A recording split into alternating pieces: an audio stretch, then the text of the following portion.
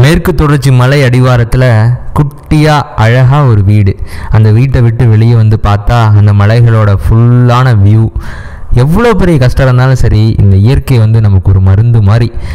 நாளைக்கு சாகலாம் அப்படின்னு நினச்சிட்டு இருக்கவங்க கூட இந்த மாதிரியான இடத்துல வந்து வாழ்ந்து பார்க்கும்போது அப்பா என்ன வாழ்க்கடா இது அப்படி மாதிரி இது ஒரு மாதிரி வேறு ஃபீல் கொடுக்கும். எல்லாத்துக்குமே இது ஒரு எல்லா கஷ்டத்துக்குமே இது ஒரு மருந்து அப்படின்னே சொல்லலாம். இயற்கை வந்து நமக்கு வாழ்க்கையில் எவ்வளோ சந்தோஷத்தை கொடுக்குது அப்படிங்கிறத அதை அனுபவித்து பார்க்கும்போது மட்டும்தான் தெரியும். இங்கெல்லாம் மழை பெஞ்சதுன்னு வச்சுக்கோங்களேன், ஐயோ 2 கண்ணு பத்தாதுங்க, 1000 கண்ணு வேணும். அந்த மாதிரி ஒரு அழகு, அந்த மாதிரி ஒரு சத்தம், அந்த மாதிரி ஒரு மண் வாசனை, அப்பா வேறு லெவல் ஃபீல் கொடுக்குங்க.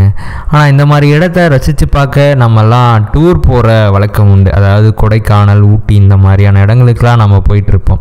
பட் இந்த மாதிரி இடத்துல நம்ம வாழ்கிறோம் அப்படின்னா, அதோ தெரியுது பாருங்கள் அந்த வீடு, அந்த மாதிரியான இடத்துல நம்ம வாழ்கிறோம் அப்படின்னா அதோட சந்தோஷமே தனி.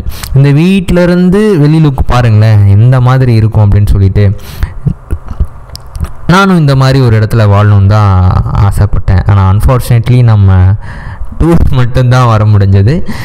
ஸோ உங்களுக்கு இயற்கை பிடிக்கும் அப்படின்னு நான் நம்புகிறேன். பிடிக்காது அப்படின்னு யாருமே இருக்க மாட்டாங்க அப்படிங்கிறதையும் நான் நம்புகிறேன். உங்களுக்கு இயற்கை பிடிக்கும் அப்படின்னா இந்த வீடியோவுக்கு ஒரு லைக் போட்டுட்டு ஸோ கமெண்டில் டாட்டா பாய் சொல்லி விட்ருங்க. டாட்டா பாய் பாய்.